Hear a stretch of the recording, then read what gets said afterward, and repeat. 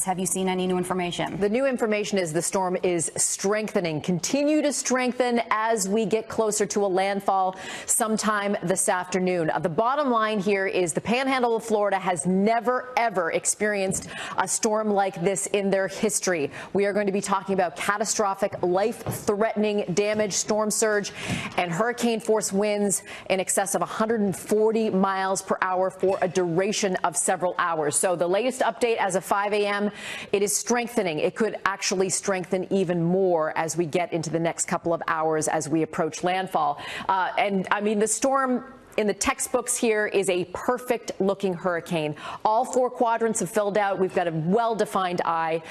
This is unfortunately a worst case scenario for the Panhandle of Florida. Already seeing wind gusts in excess of 35 miles per hour along the coast, 33 in Apalachicola. And again, we are expecting a landfall sometime this afternoon, maybe between 1 and 3. Still yet to be determined, but the strength of this storm is going to be, unfortunately, the legacy of it. Storm surge is going to be an issue. Tampa Bay, we're talking about 3 to 4 feet. But as we get up northward to Horseshoe Bay, Fish Creek, St. Mark's, we could be dealing with a storm surge of upwards of 12 to 13 to 14 feet. That is above your homes in some cases. That is going to be extraordinarily dangerous. So the storm surge, unfortunately, the water push is what kills the most people in these hurricanes. Flooding is going to be a big concern, 4 to 8 inches, isolated amounts of 12 inches plus. And of course, this is going to move north and eastward and could potentially affect areas that were impacted by Hurricane Florence. This is a big deal. This is going to be going down in the history books for the Panhandle of Florida. Prayers right now. People took a very relaxed approach to this storm. I think even what we heard from the emergency services, a lot of optimism that the worst of the storm is going to hit further east on the Panhandle. As a result, you have a lot of people here, the Chico Marina in particular, who have decided to ride out the storm in the boats. The people I talked to who are going to stay on the boats are the people who live in their boats, and they are just under the impression that they would rather be there, maintain the problems as the storm was rolling in, than come and deal with them later, particularly because this is where they live. There's a science to maintaining the lines with the boats, or more of an art, really. What you want to do is make sure that there's enough slack in the lines, so as the water comes up, you don't pull the boat away from the dock itself, but you want to have the lines tight enough that you don't thrash around and bang into the other boats. And that's the kind of thing that the people want to maintain out here. That being said, a lot of people think that, again, the worst of the storm is going to be further to the east. They're fairly optimistic.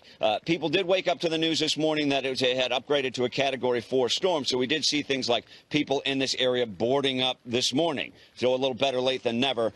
So to answer your question, were people ready? They think they're as ready as they need to be. A lot of optimism this far west, and people hoping that they can just ride out the storm and hope that the worst hits to the further to the east of them. Sandra.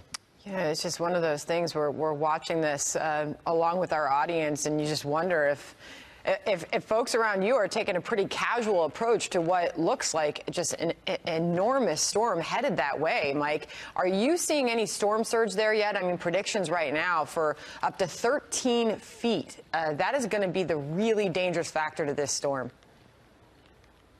Well, I can show you the storm surge right now. And keep in mind, we're at a mean tide right now, so the water should be pretty low.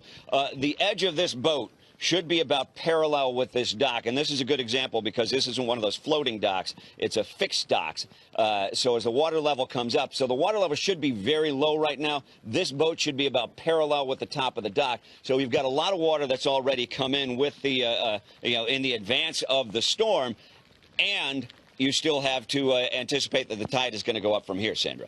As you can see, the rain is coming down. It's getting heavier and heavier, and the wind gusts are starting to pick up.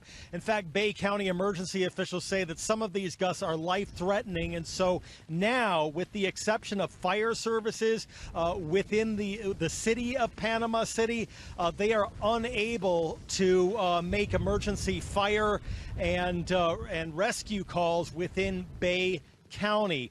This is something that they had been warning about as conditions began to deteriorate.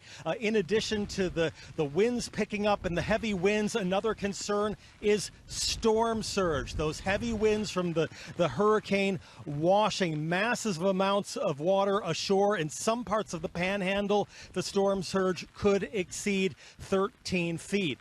Most people have heeded the mandatory evacuations in low-lying areas, but for those who decided to hunker down and kind of wait and see what was going on, their window of opportunity of leaving is rapidly closing. Here's what Governor Scott had to say about that this morning. If you're an inland county, you may have one last chance to seek shelter, but only do so if local officials say it's safe. Again, if you made the choice not to evacuate, please find a place to shelter, seek a place of refuge.